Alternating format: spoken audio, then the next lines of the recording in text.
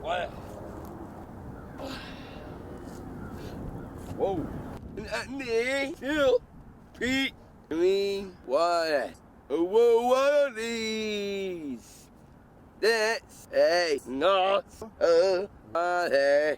These are this. Be away. What?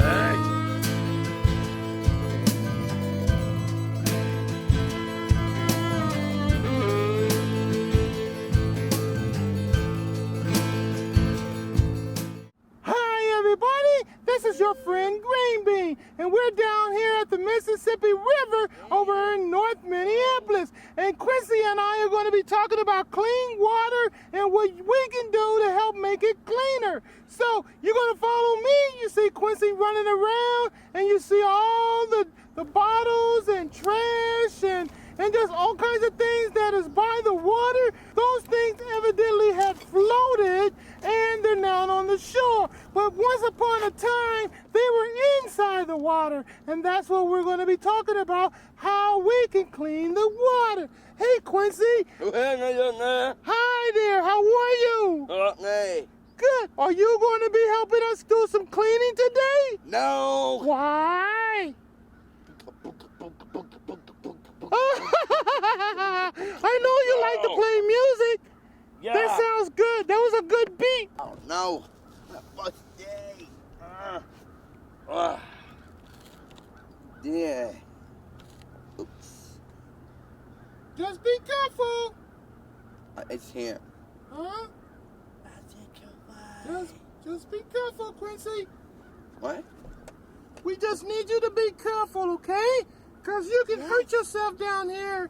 But we're going to be really careful, though, right?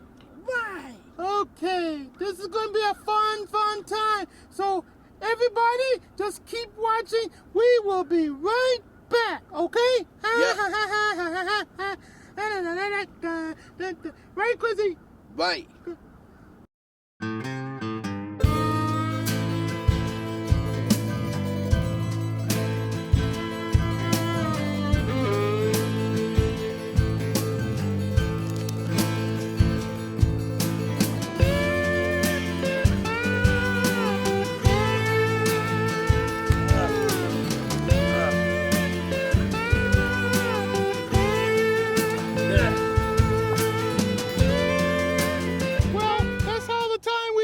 Today, we were here at the Mississippi River in the North Minneapolis area, and we were just picking up some trash, and we're just wanting to keep the water clean because our water is so important that we have to take care of it. And I want you to help us to take care of the water because once it's gone, oh my gosh, it is gone!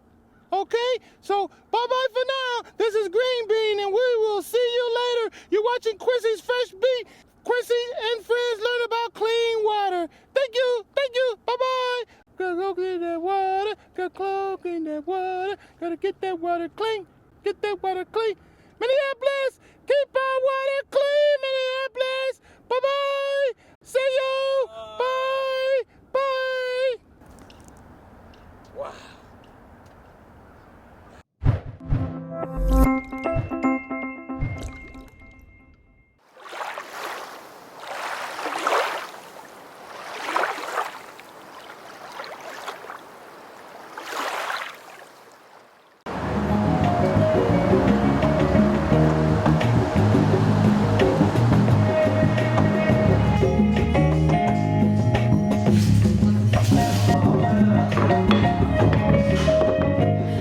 Hi, my name is Shania Matson, and I'm an artist and one of the co-directors of Water Bar and Public Studio.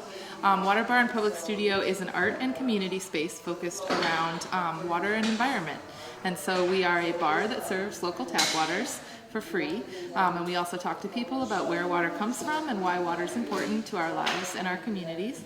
We are also an art space, and so we do a lot of art activities with local artists who are interested in water and environment, primarily things like print, screen printing, but we also have art and performance shows here, things like that. Yeah, we've done a number of different live music performances here, mostly artists who live in the neighborhood.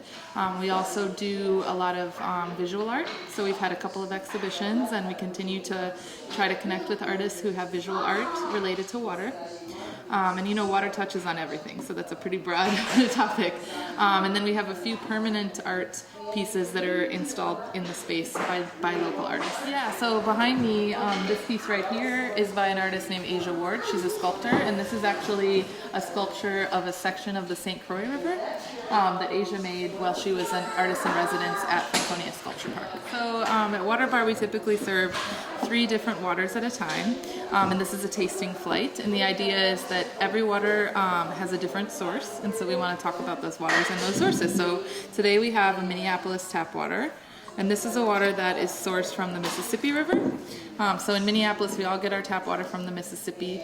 It's a great source for water, and we have some of the best drinking water in the country here in Minneapolis. And then we also have water from New Brighton, Minnesota, which is a suburb to the north and east of Minneapolis, and we serve that water because it has an interesting story. The aquifer, the Prairie du Chien Jordan aquifer, where New Brighton gets its water, has actually been contaminated by the Twin Cities Army ammunitions plant, which in the 1940s was using a number of different solvents and actually just dumped them into the ground, and that got into the water, and so they're still dealing with that today.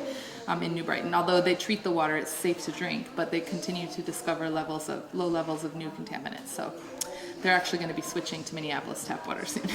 And then we're also serving a water from Buell, Minnesota, which is a city up on the Iron Range. And their water is tested as the purest water in America. It comes out of the ground very clean and pure. They have a very deep well there. And we serve that water just to talk about the contrast in different places in the sources of those waters, and also because if you're following the news, Minnesota's Iron Range is interesting because there are a number of proposals now to open new mines on the Iron Range that many people think will have a real impact on the water quality. So here you go. So as I said, Minneapolis sources its water from the Mississippi River. And you know, where we get the water out of the river is north of the city, so it's a little bit cleaner than as you go downstream and all those tributaries start to pollute the water. So cities downstream of us have a harder time cleaning that water, but here, pretty good. And you know, some of the issues with Minneapolis is with the Mississippi River as a source water is that everything we put on the land, so when people put fertilizers or chemicals on their lawns, or when dogs poop in the street, and people don't clean it up, and that all washes into the river. And so that's one of the issues that, you know, when that pollution gets into the water, we have to clean it if we want to be able to drink it and if we want it to be safe. It's a concern for the Mississippi River. When the water comes out of your tap, by that point it's been cleaned, and so those are not, you know, that's not something that's in your water when you drink it, but it's a concern for the source water. And it becomes more expensive to treat that water to drinking water standard, the more polluted it becomes. So that's one reason why we should care and keep our water clean. How long have you guys been here, and then why did you want to do Water Bar? So we started Water Bar as a pop-up project in 2014. So we would take it out to different events around the community. And through that, we started to meet lots of different people who care about water, and a lot of them became bartenders. And we wanted to be able to create a space where we could do that in an ongoing way. And so that's why we opened up this space in just May of 2016. So we've been here for a couple months, and we're slowly growing and slowly developing what it is we will do here. But in the meantime, excited to meet people who care about water and water issues. What are you hearing from people in the community? One of the things we're hearing is that a lot of people don't think about where water comes from. You know, we turn on the tap, it comes out, We drink it. Some people like the way it tastes, some people don't. But generally, it's safe. You know, we think it's safe to drink, and in Minneapolis, it is really. But one of the things we're learning is that people just really haven't slowed down and thought about the sources of their water. So that's one of the things we're trying to do is help connect people to where water comes from, and also help them learn about water systems.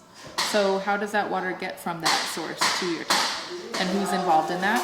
And in our case, it's public drinking water, and so it's something that we need to think about as citizens, as we think about our city and how it functions, making sure that public infrastructure is funded, and that connecting with those public officials who manage that water is also something we do here. So we have those folks from Minneapolis come in sometimes and bartend and give talks about the city's water. And one of the side effects, I guess, or benefits of running a project like this is you get to meet your neighbors, because people come in off the street and they say hi and they share a glass of water. And so we really wanted to be doing this in the community where we live, so we would get to know the people who live around us. We know that in its pop-up form, we had about 30,000 people that we served in those 2 years that we were doing it as a pop-up around different communities and in museum exhibitions. And since we've been open, we haven't kept a real count, but it's busy. And during Arto World, we had quite a few people come through as well. Who makes our water safe and why? I think everybody has an impact on water, you know, where we live and how we live, and so we all have some hand in keeping our water safe or not. But in terms of Minneapolis, our drinking water, it's anybody who lives on the Mississippi River watershed who's kind of having an impact on our drinking water source. And then our city water department, the City of Minneapolis Water Department, is responsible for our drinking water. And they do a fantastic job. And they've always been really, really open to folks calling up with questions or even giving them a tour. They've been really great doing their part to be very public about their process. So I think one thing I would do for clean water is to help people see water and water issues as social issues also. So I think we tend to think of environmental issues as separate from society and culture, and we tend to treat them as separate things. And so there's an environmental organization that does environmental work, and the arts organizations do artwork. And I think what we're interested in is saying that these are all the way that we structure our society and our culture has a real impact on our water. For example, the way we consume or the way that we waste things has a direct impact on our environment, and so it's really a social issue. So I would say more opportunities for people to learn about water in social ways. So not just giving them information, a pamphlet, hoping that they take that information and make good decisions, but instead creating ways for people to come together so they can share that information in ways that make sense to them and that connects with them culturally and socially. What would you like to say to encourage people to protect water who may be watching the show? One of the things we say at Water Bar is, welcome to Water Bar, water is all we have. And we got that tagline from a longer idea, which is all the water we have is all we'll ever have. So we can't make more water. What we have for fresh water is what we have. And what we have for clean fresh water is only as good as we can keep it clean. So I would tell everybody to really remember that water is so precious and important, and think of ways to conserve water, to have less of a harmful impact through the things we do on our lawns and in our communities, and also to just pay attention, I guess, to something so important.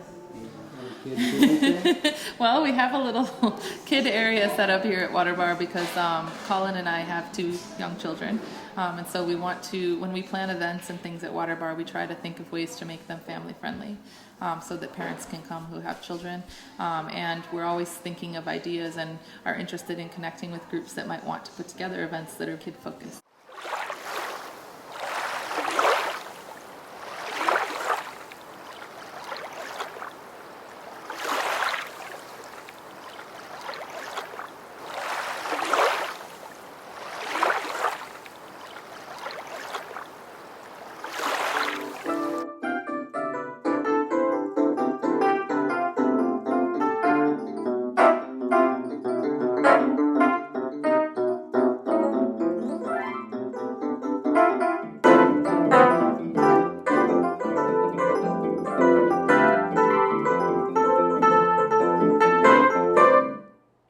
I said, no. Drop, drop, drop, drop into the river. The Mississippi water drop, swim through the river. Swim through the river.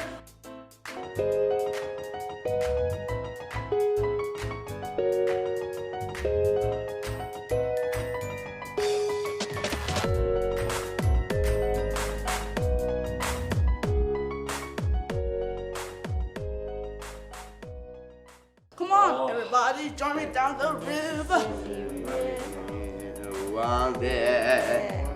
Swimming through the river. Swimming through the river. Swimming through the river. Swimming through the river.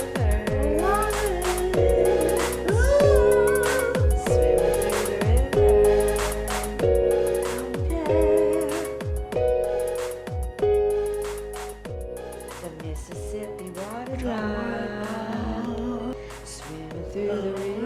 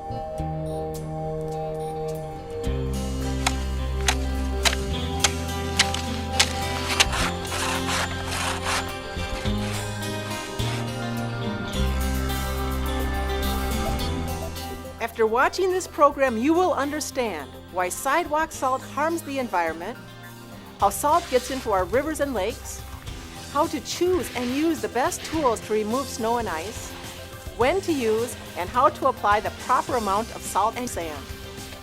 During this program, we use the term de-icers when we speak of the variety of chemicals used to melt snow and ice. Hello and welcome to our video on outdoor winter maintenance. The purpose of this video is to help you make good choices in winter maintenance tools, techniques, and products. With good choices, winter maintenance will become easier for you and will help protect our water resources. If you're involved in shoveling snow or applying de-icers, this video is for you. You are an important person. The actions you take can make our sidewalks safe or slippery. But even more important than that, what we all do affects what lives in our favorite lakes and rivers.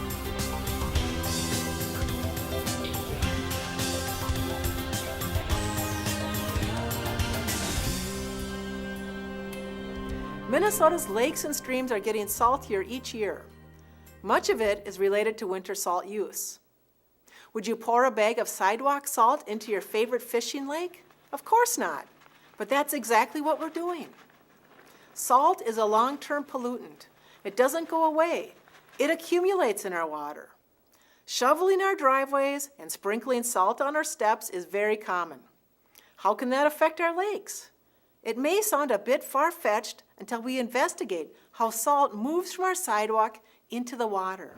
Well, everything that we do on land, whether it be in a parking lot or another hard surface, definitely impacts water quality in those water bodies. And you can see here we've got sand that's been applied that is collected here, and it's going to end up in the storm drain, and it will go to the Mississippi River. The storm drain is connected to a series of underground pipes, and these pipes funnel the water to the nearest water body, which could be a river or a lake or a pond. There is no water treatment plant at the end of this storm drain. It goes strictly to a water body. Therefore, we don't want salt entering our storm drains. Most sidewalk salts contain chlorides, sodium chloride, magnesium chloride, or calcium chloride. The chlorides can be very dangerous to aquatic life. To protect our lakes, the Minnesota Pollution Control Agency recommends chloride concentrations less than 230 milligrams per liter. 230 milligrams per liter is about the same concentration as 1 teaspoon of salt mixed into 5 gallons of water. How much water would be polluted by your container of salt? You have all the power to protect our lakes and rivers by using less. At your home, take a look by your front steps. Any dead grass or brown shrubs? How about pitted concrete, ruined rugs, or indoor flooring? Any rust on your tools or cars? These are all common symptoms of over-applying salt. Let's talk about small changes we can make to keep our surfaces safe and reduce problems. As we go through this section, keep an open mind. See what tips can help you. Our number one strategy is early snow removal. Shovel, plow, scrape, blow, or sweep, it doesn't matter. They all work. A cleared surface allows us to use less salt. Always remove the snow first. Then, if necessary, use the salt to melt away the few remaining crumbs. Never apply salt to the unshoveled snow. It is an irresponsible and ineffective practice. Remove as much snow as possible before applying de-icers. What should we use to remove the snow? Choosing the correct tool will make the job much easier. For a dry, light snow, try using a broom to keep the snow cleared off your surfaces. For a heavier snow, use the shovel. Shovels come in many varieties, but the basic two are the push shovel and the scoop shovel. The scoop shovel has small sides to help keep the snow on the shovel.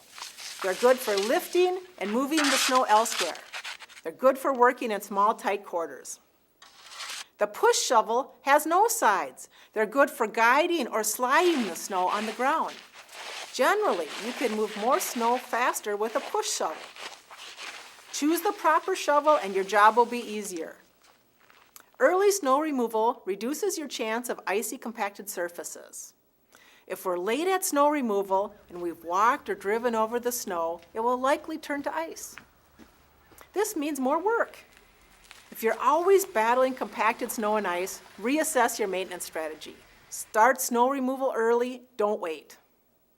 Remember, early snow removal helps avoid slippery compacted surfaces. Removing compacted snow is much more work than shoveling fluffy snow. To remove compaction, your best tools are the ice chisel and the ice scraper. The ice scraper has a wider, flexible blade. It cannot pound through the ice, but it slides and wiggles like a putty knife under the ice. The ice chisel is more rigid. It can be used to break through this ice or scrape the ice. Be careful when using chisels to not chip the concrete. What should you apply to the sidewalk after you've finished removing the snow? There are so many choices, rows and rows of de-icers at the store. It's confusing and very few of us know what to look for. Are you wondering what to buy to treat the ice and snow on your driveway? It's kind of confusing. There's a lot of products available. For most days, average winter days, these will all work. But when it gets super cold, then you need to find a product that contains a magnesium or a calcium chloride or something like a glycol. Or you can switch to sand, which isn't going to melt anything, but it will provide traction for you. As we've just heard, most de-icers work on average winter days. Some, like magnesium chloride or calcium chloride, work on very cold days. All de-icers work in the same way. They melt better at warmer temperatures. Avoid applying them when it's extremely cold. Although it's not required by law, all de-icer packages should list their ingredients. Without this information, you can't make an informed decision. Don't buy it if the ingredients aren't listed. If you don't know your square feet and you don't know how much your de-icer weighs, concentrate on recreating this spread pattern. Notice no overlapping crystals or mini piles of de-icer. The crystals are no more than 3 inches apart, but they're not dense. There's a space between all of them. Use no more than 4 cups per 1,000 square feet. If it's too cold where salts won't work, use sand. If it's a warm melting day, use no salt. If there's salt or sand on the cement, clean it up. If you don't want to do winter maintenance, hire a certified snow contractor. You are a very important person. By changing your winter maintenance habits, you can protect our lakes and rivers. Most important of all, we will leave a better world for our children.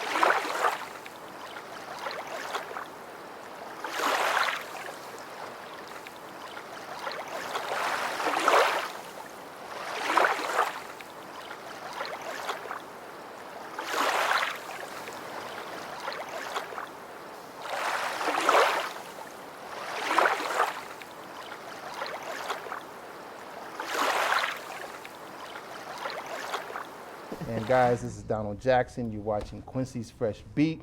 Quincy and friends learn about clean water, and we thank the Kids for a Better World, and we also thank the Mississippi Watershed Management Project organization. And guys, we'll see you soon.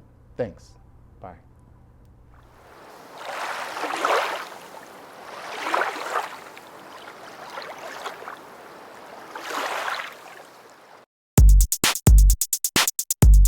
Hi, I'm Ashley from Kids for a Better World, a nonprofit organization encouraging the empowerment of youth, supporting youth initiatives, and creating partnerships to address the needs of individuals, children, and families.